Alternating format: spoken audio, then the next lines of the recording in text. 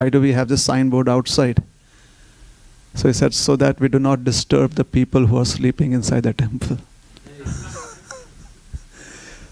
Silence, please. Otherwise, if you make noise, then they will wake up from their sleep. So a temple is glorious because it is a place where the devotees come and glorify the Supreme Personality of Godhead. And the temple is always resounding with the sounds of the holy names of Krishna. In the Srimad Bhagavatam, there is a beautiful verse which explains the compassion of the holy names of Krishna and its effect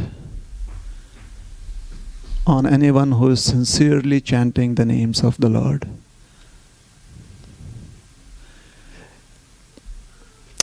Yadashmasaram. Oh, let me see. What happened?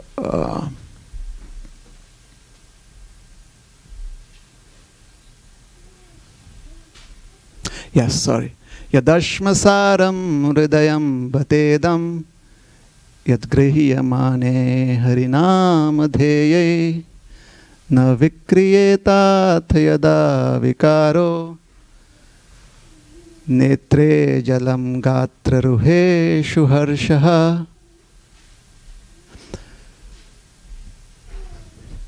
tadashmasaram hridayam bhatedam.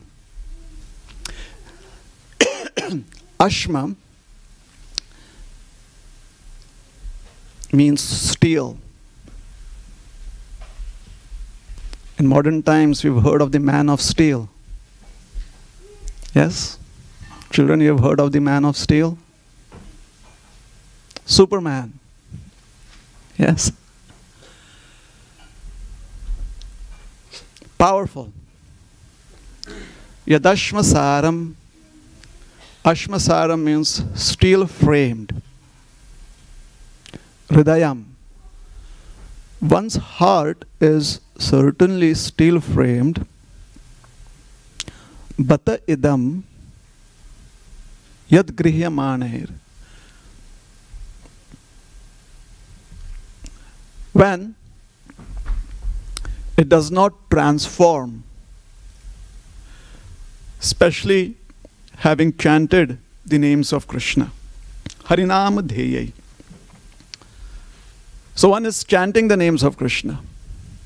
One's tongue is vibrating the names of Krishna.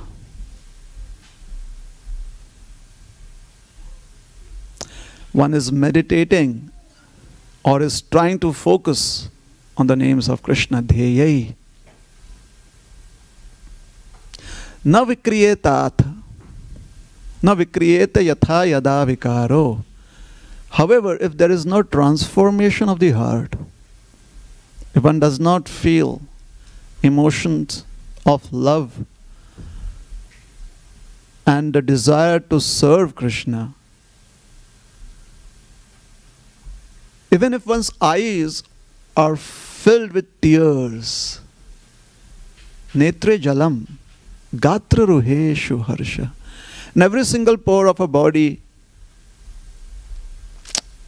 which has hair in it, the hairs are standing on end because there is ecstasy. This is the natural effect of chanting of the holy names. Unfortunately, if one's heart is steel framed, then one does not experience these effects, although one is chanting.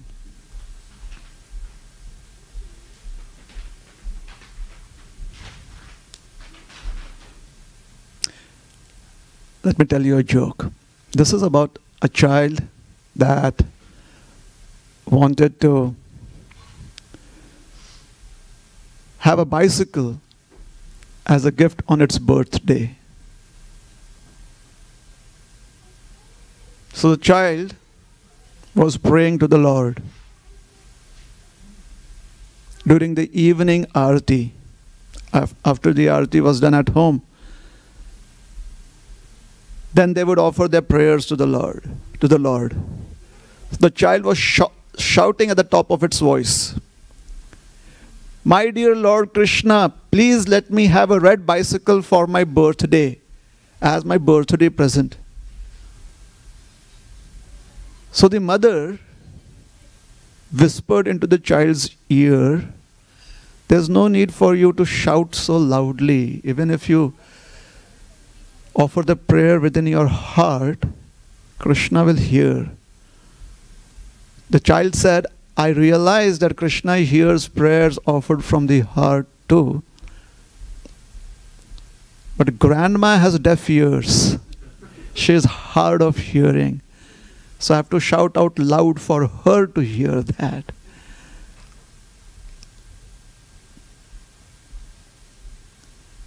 We are also practicing the chanting of the holy names of Krishna.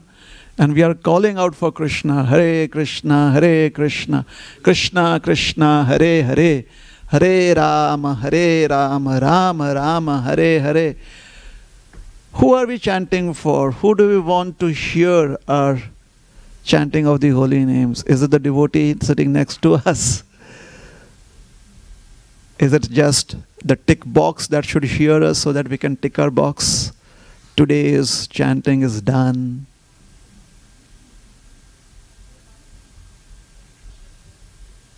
So we are chanting the holy names such that our heart, our mind, our consciousness is transformed by Krishna's grace. If the holy names are all powerful, which it is, and scriptures explain the potency of the holy names, there is this amazing story in the Puranas of a female mouse. It's specially explained. It's a female mouse.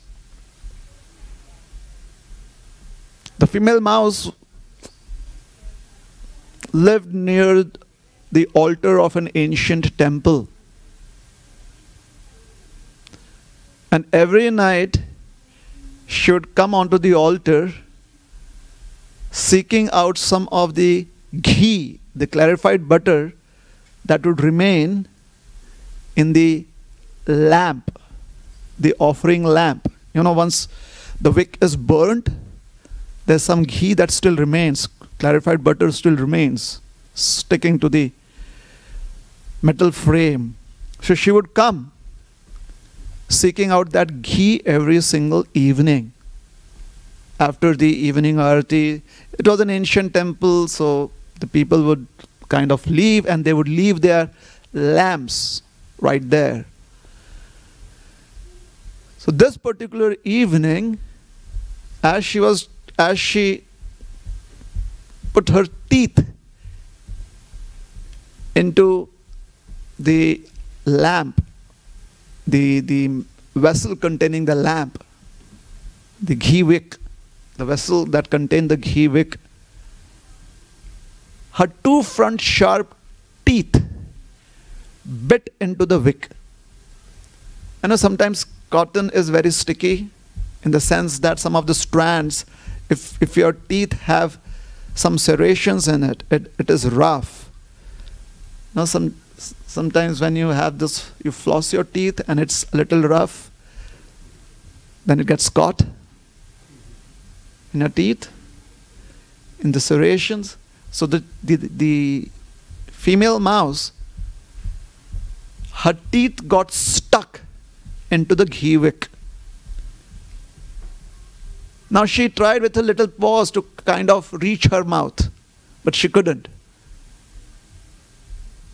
And unfortunately for her, she heard a cat coming in. So she was very scared.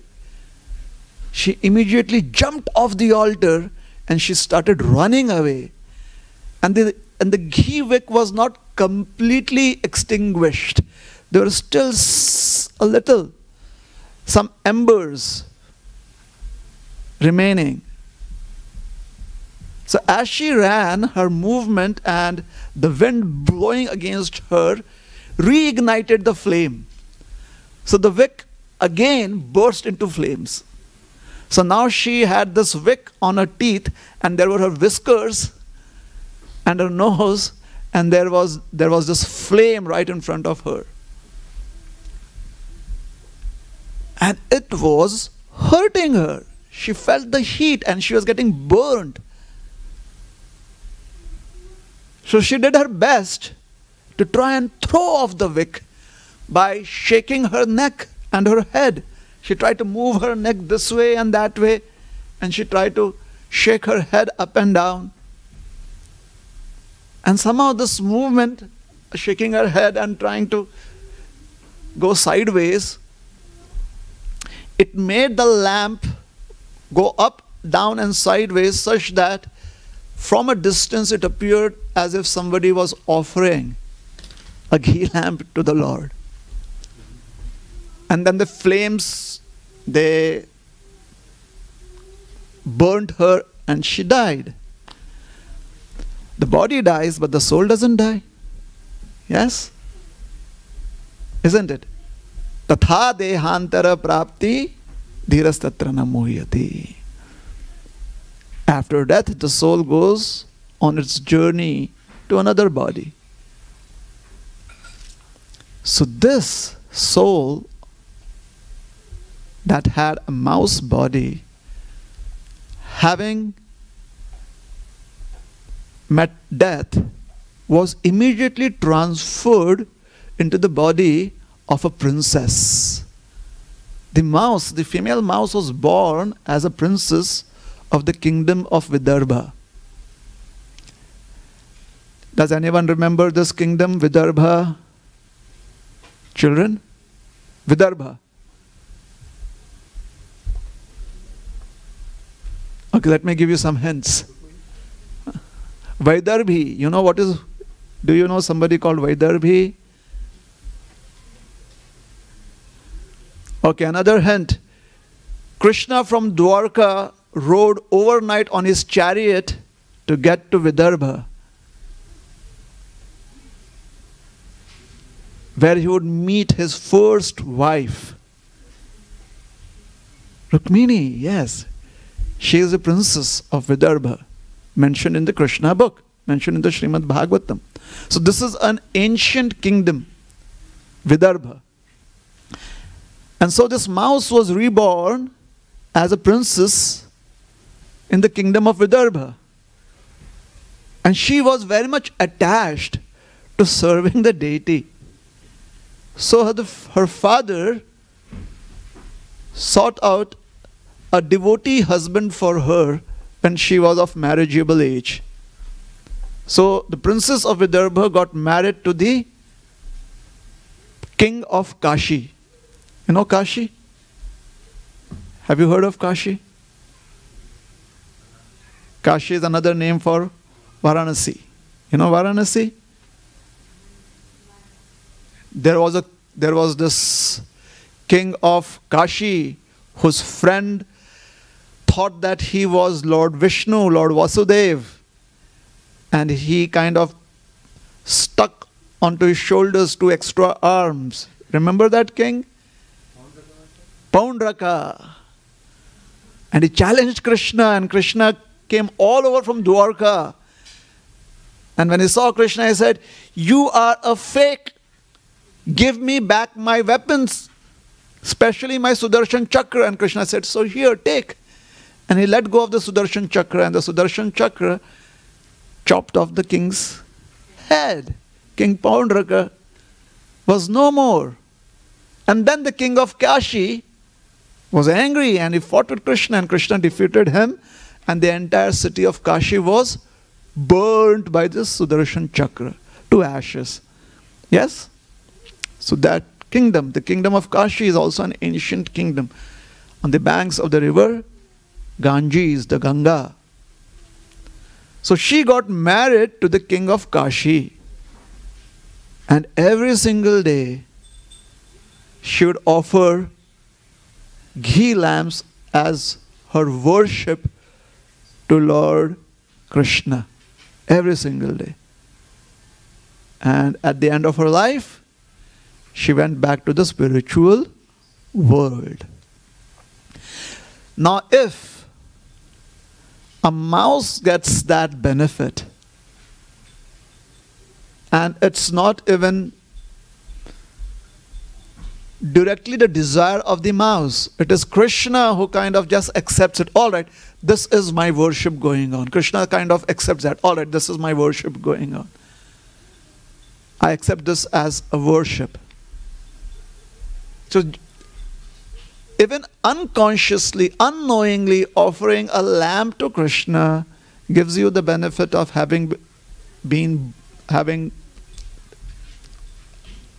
taking a birth as a princess, and then in the human form of life, one worships Krishna and goes back to the spiritual world.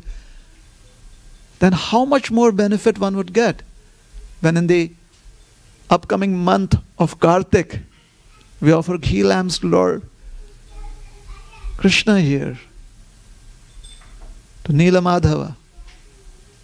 There will be so much benefit.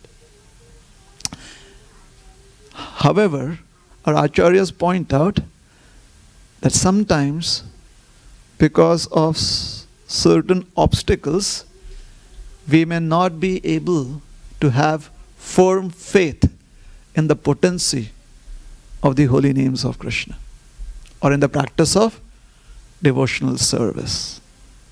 And one does not have such firm faith in the superiority of devotional service over any other process, then although one may be practicing the process, tat ashmasharam hridayam, one heart could still be steel framed.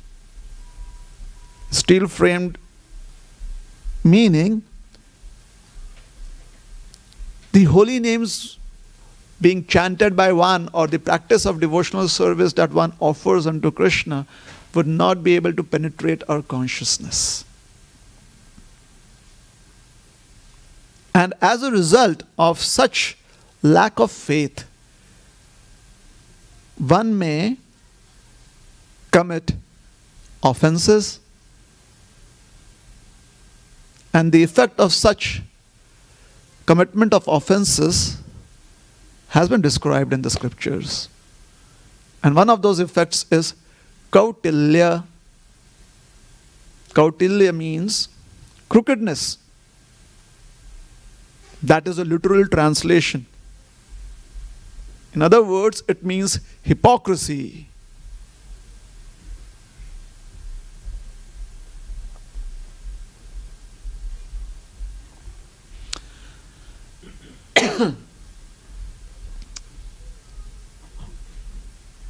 Srila Jiva Goswami, he describes in detail about this. He gives an example. He says, when Krishna came to Hastinapur as the messenger of peace, the Shanti Dut, Duryodhan, he feigned, or he kind of made it look that he was very happy that Krishna was there. So he made Dushashan give up his palace. Dushashan's palace was the most prominent palace in Hastinapur, the most prominent, the most beautiful, with the best facilities, best comfort, even better than Duryodhan's palace. Duryodhan was very much into working out, so his palace was full of gymnasium equipments. But Dushashan was very much into buying things on eBay.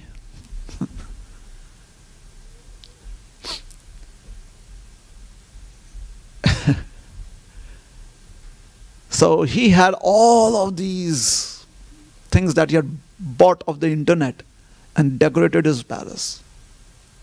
The best of everything. So Duryodhana asked Dushashan to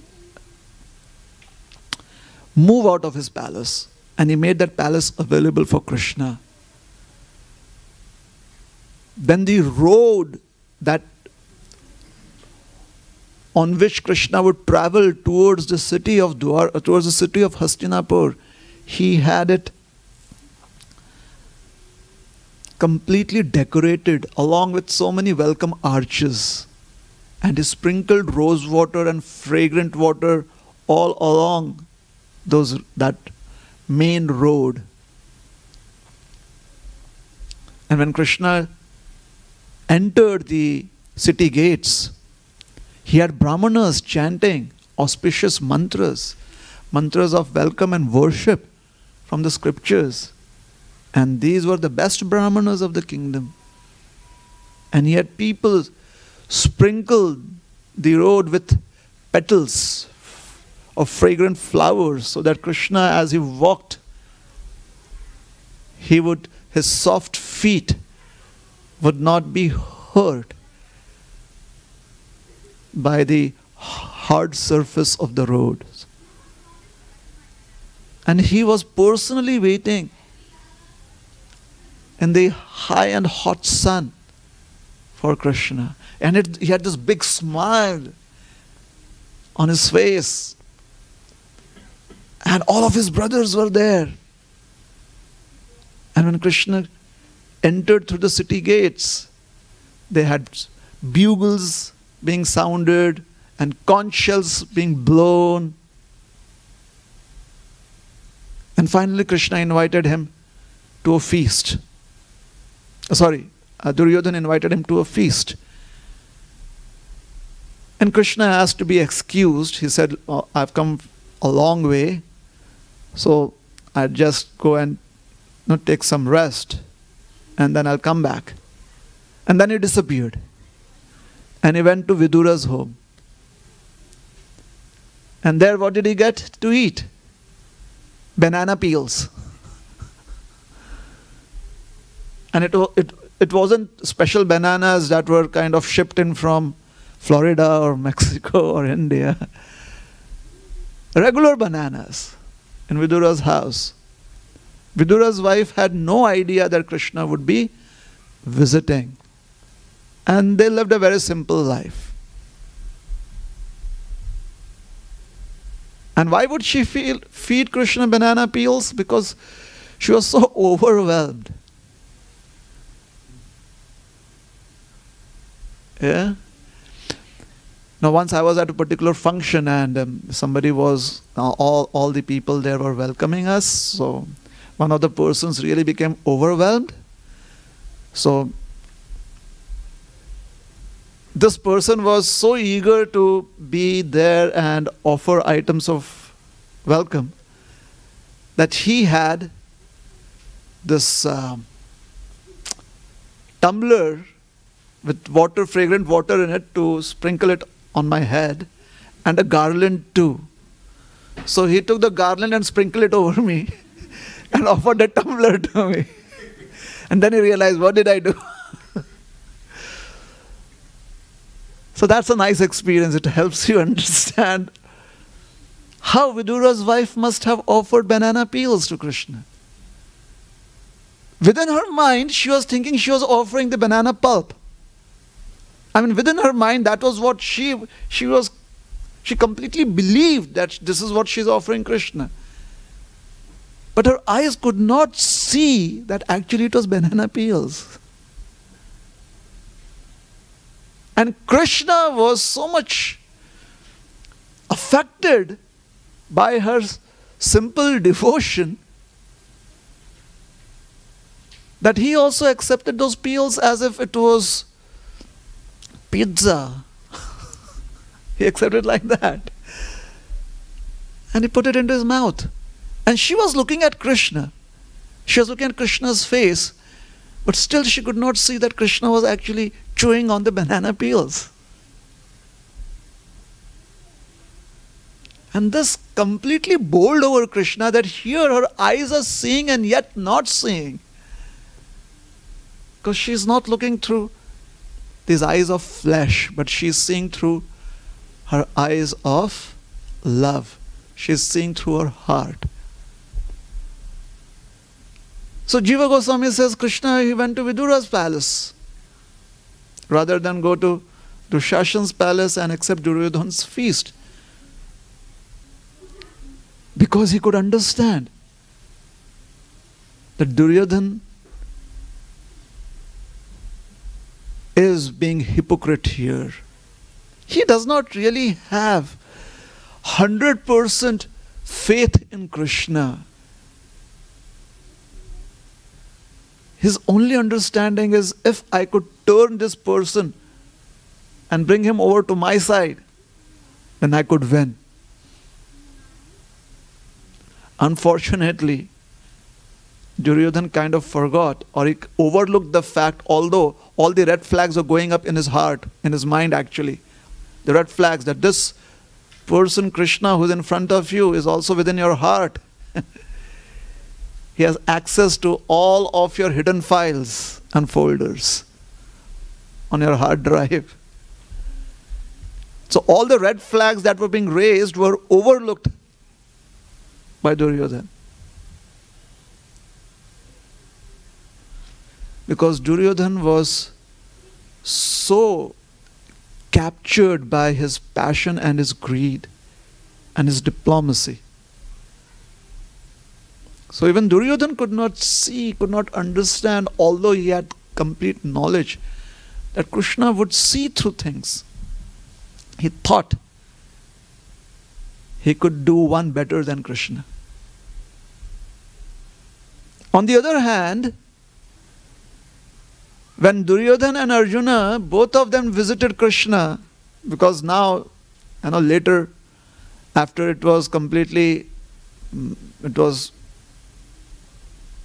sure that the war is going to happen, and they were kind of getting people to fight on their side, both Arjun and Duryodhana visited Krishna on the same day at the same time. A difference of a few hours. They visited Krishna on the same day. Duryodhana came in first. Krishna was sleeping. Krishna was sleeping in late. Maybe it was a weekend. So Krishna was sleeping in. Duryodhana comes in. Duryodhana is like, okay, this is Shringar Arti time. Krishna is still sleeping. So he comes and sits near Krishna's, right next to Krishna's head. That as soon as he opens his eyes, I would lean over and tell him, Krishna, here I am. Like the Vishwaroop. And then Arjuna walks in and he sits at Krishna's feet. Now Krishna, when he wakes up, he uses some, he considers some technical points. He explains to Duryodhana, technically, I saw Arjuna first. So he gets to speak first. And before even Arjuna can say anything, Duryodhana is like, well, Krishna, I'm here so that you can fight on our side. And Krishna is, wait. Arjuna, what about you? Arjuna said, Krishna, I have also come here on behalf of King Yudhishthir to request you to please be on our side. So Krishna said, well, here's my proposal. I would be on one side, I would not be carrying any weapons, and I will not fight. And on the other side is my army, the undefeatable Narayani army, Narayani Sena. They would come with all of their weapons and they will fight. So Arjuna, what do you want? Me or my army? Arjuna was very straightforward. He's like, Krishna, you. So Krishna thinks that Arjuna is, or just to show how great is Arjun's faith in him, he repeats that. And Duryodhana is like, you can't do it, you can't do it. He's already chosen. I get the army and he gets you. But Krishna is like, no, Arjun, think again. And Arjun says, I don't need to think again. It's you that we want. And Duryodhana feels so very happy. He felt he had lost Krishna. He had lost the opportunity to get this huge army. And Arjuna offered it to him on a platter. He was like, dumb Arjuna. That is what he's thinking within his mind. And the rest is history. So Jiva Goswami says, when one is not able to understand clearly and have faith in the process of purifying one's heart, in the practice of one's Krishna consciousness, then there are going to be obstacles, and these obstacles arise out of offenses. And he explains a very peculiar offense. He says, one of the offenses that may appear in the life of a practicing devotee is that one does not have faith in the descriptions about the glories of the holy names and the glories of devotional service. You know, sometimes when you hear a mouse gets liberated, or we hear that, you know, some thief or a robber gets Krishna's mercy, and we are like, so where did we lose our points? Is this really true? And Jiva Goswami, he explains in this regard the story of King Nriga. And he says that one day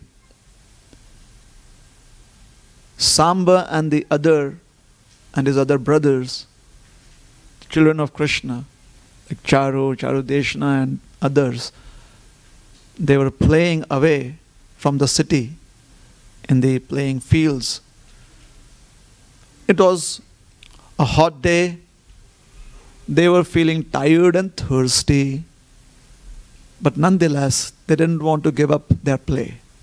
So they continued playing, and they were playing with a ball, maybe football, soccer or something like that, or catch ball, and their ball happens to fall into a well.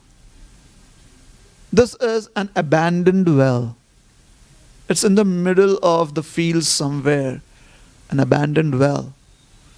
So the boys run up to the well, hoping to also find water to drink. They look down into the well.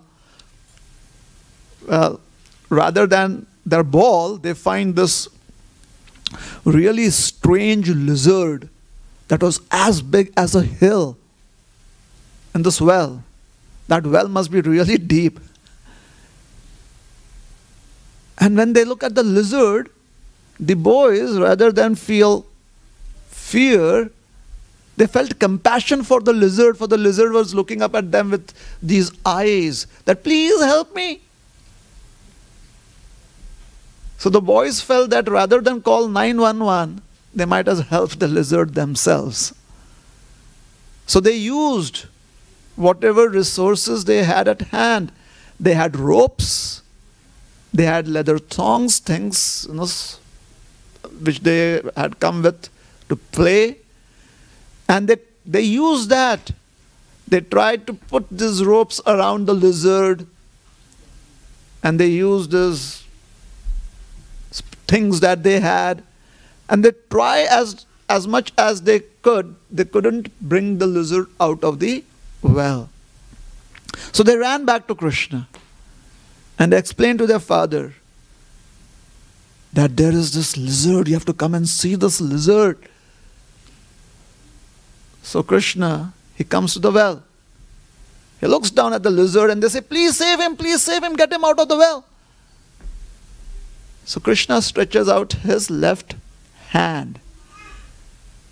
The boys were not able to reach the lizard, but Krishna reached out to the lizard and picked him up. Now how did Krishna do that? Did Krishna's one arm extend more than the other one? Did it become a little more long or what? This is Krishna's mystical power. His outstretched hand remained the same size and still he could reach the lizard. So he picked up the lizard and brings it out. As soon as the lizard is out of the well, the form of the lizard disappears and a demigod is standing in its place. Who are you? Says Krishna. Now what is very interesting is that the lizard does not change its form inside the well. So Krishna brings the lizard out and that is where the lizard changes its form.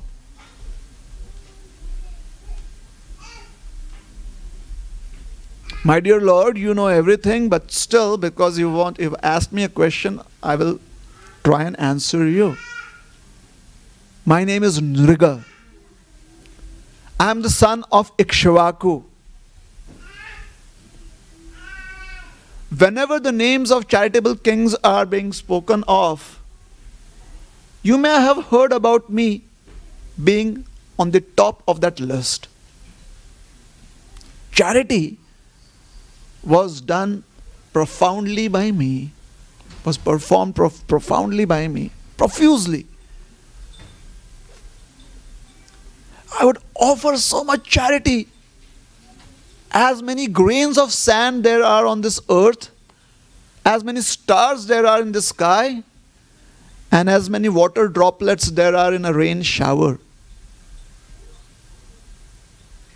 Now that is not an exaggeration. And it was not that he did charity just once in his life. That was almost a daily activity for him. Somehow or the other, he had access to all the federal reserves of the world, I guess. So much wealth. And he said, I would offer charity to people who deserved to receive charity. I would not just offer charity to anyone.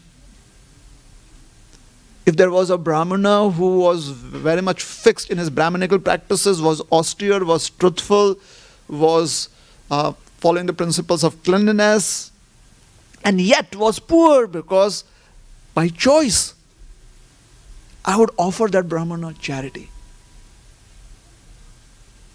I would offer them cows, I would offer them ornaments, I would offer them dresses, I would offer them houses.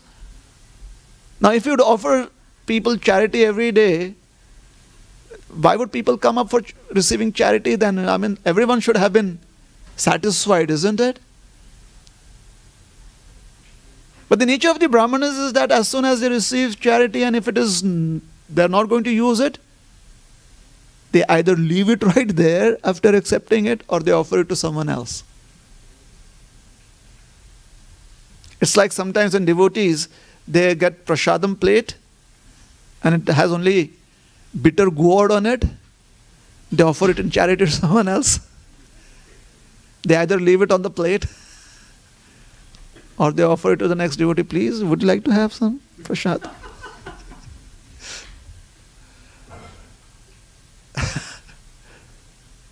That is a Kali Yuga version. So he would offer charity and the Brahmanas would be so satisfied. They would be happy just to receive charity from the king so that the king would fulfill his duties. And then they would go back to their life. They were so satisfied living as Brahmanas, honest Brahmanas. One day, he offered, as he was offering innumerable cows in charity. One of the cows that he had offered to a particular Brahmana, he had offered a Brahmana hundreds of cows. One of the cows, somehow or the other, came back to the king's Goshala. Now, having offered this cow to a Brahmana, the king could no longer claim it as his cow. So unfortunately, the king did not realize, and he offered another Brahmana huge number of cows, and along with that, this cow that had come back was also offered to the second Brahmana. Now these Brahmins have some mystical ability. As soon as the Brahmana of the first Brahmana had received in charity a cow, he somehow or the other knew exactly who his cow was. Somehow, amongst hundreds of cows, and he knew every single cow. That's really very case specific. Yeah, it's like all the data of those cows, all their biometrics was received by him immediately. And the second Brahmana, when he received his set of cows, he also kind of stored all their biometric data immediately within his heart, within his mind. Now the first Brahmana he could understand that one of his cows is missing. And the first Brahmana was concerned.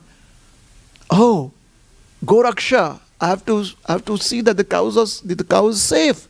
Where is my cow?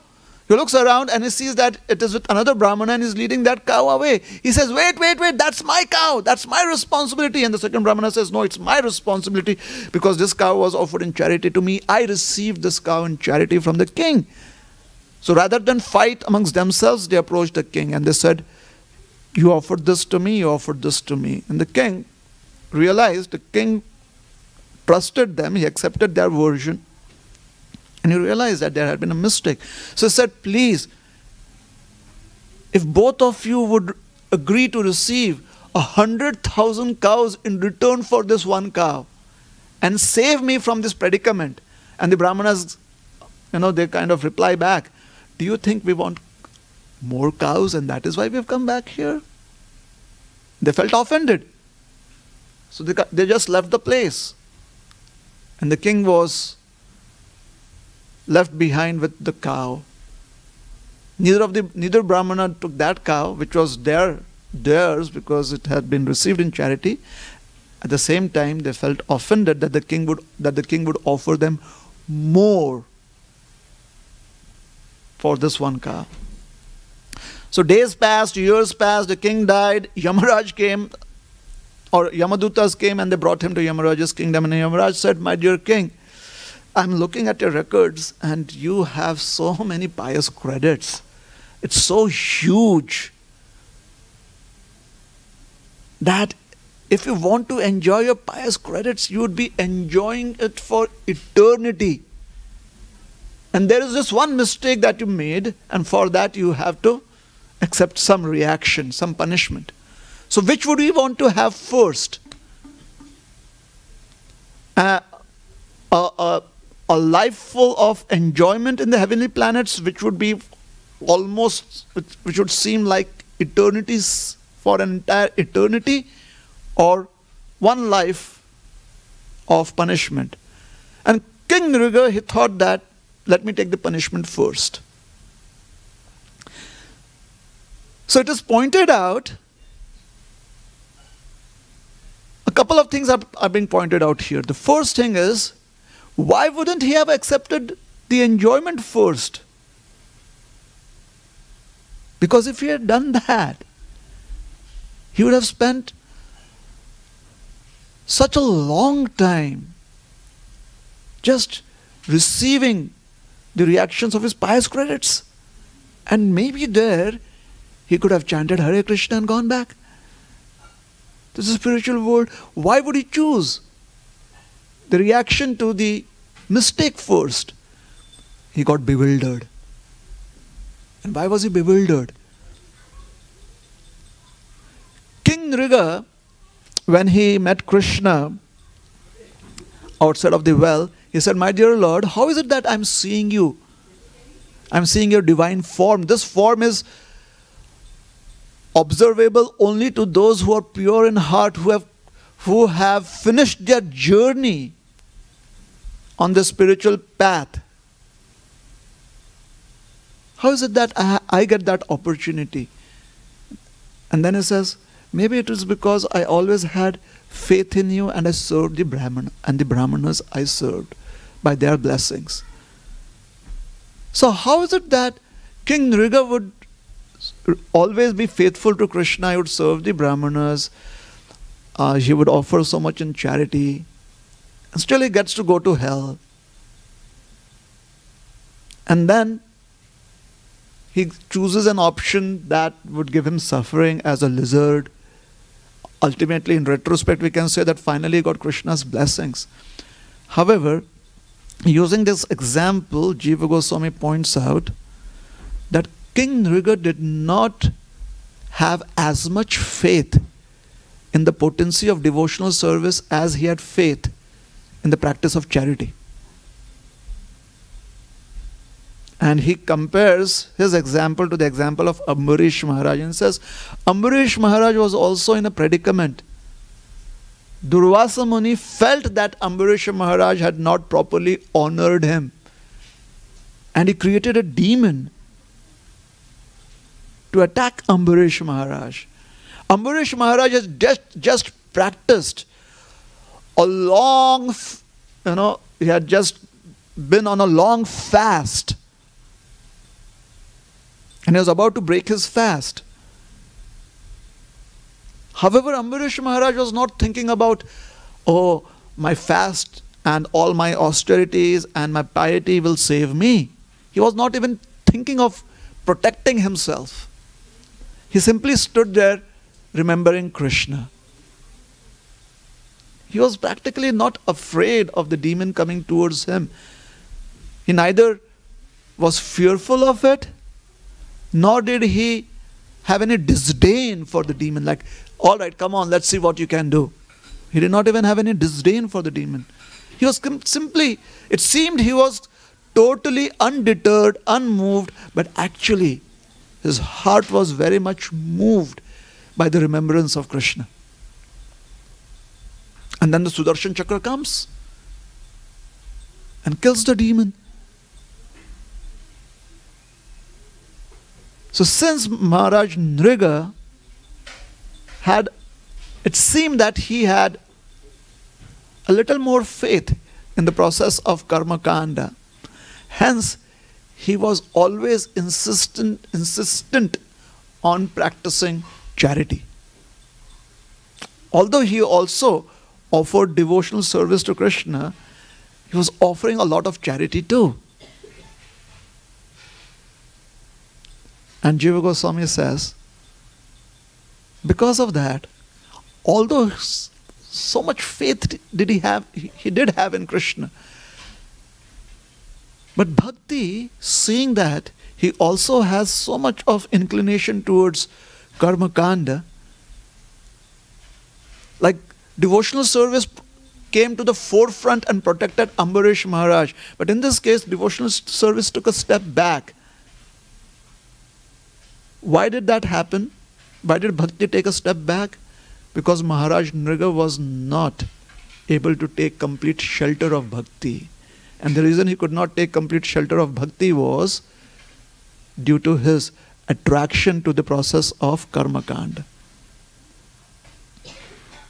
And Jiva Goswami therefore encourages us to not pay attention to any of the other processes, thinking that they are as beneficial or more beneficial than chanting of the holy names of Krishna. For the holy names of Krishna are, or the chanting of the holy names of Krishna is the only process that could work in our situation. Every other process is finding it difficult to work with us. I mean, we are so unqualified that every process kind of gives up on us and says, these unfit candidates. But the process of chanting Hare Krishna accepts us. And that is how compassionate Krishna is in the form of his holy names.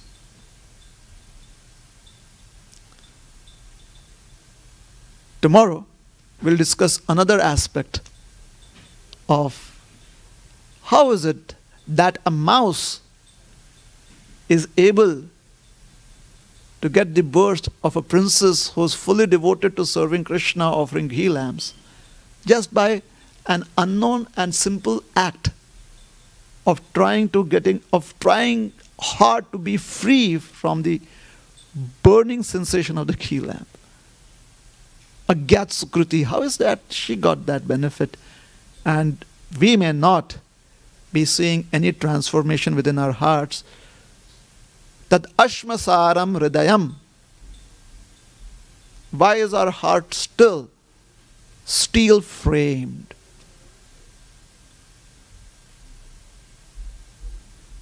Yad grihyamanir harinamadhe, although we are chanting the holy names of Krishna. For the chanting of the holy names of Krishna should bring about transformation like netre jalam gatra ruheshu harshaha. Tears of love should cascade down our eyes and our cheeks, and our hairs should be standing on end.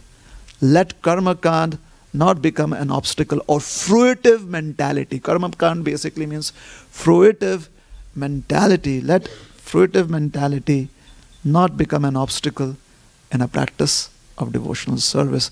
Otherwise, there is a possibility that this could bring in kautilya within us or hypocrisy. Thank you very much. Hare Krishna. Any questions or comments? Yes, Prabhu. Hare Krishna.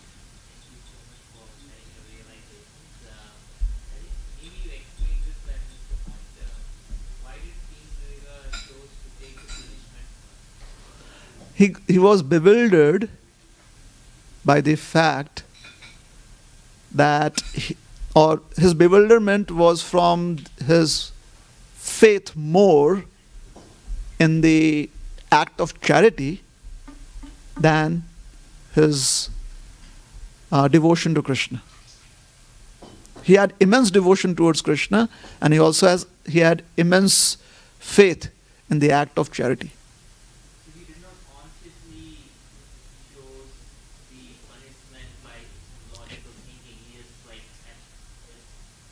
It seems that is what is being implied here, that one's intelligence could get covered over. It's not like he wanted to be more austere and not be affected by. Well, he was most probably was thinking with this fruitive mentality. Let me get over with this first, and then I'll enjoy for a long time that. See, it's again fruitive here. Yes? So it's all about karma kand. That's the point that Jiva Goswami is trying to bring forth. Hare Krishna. Any other questions or comments? Thank you very much. Hare Krishna. Srila Prabhupada ki jai. Gaura Bhakta Vrinda ki jai. Hari Bol.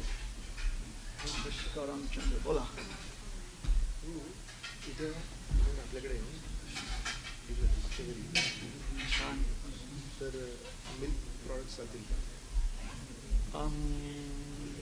अजून कार्तिक है ना कार्तिक नाही काय ते अश्विन तिसरा महिना संपतोय ना अश्विन मास आहे ना अजून संपतोय संपतं मग ठीक आहे मग चालेल संपल्यावर काय आपल्याला we are not attached. माझी बायको म्हटली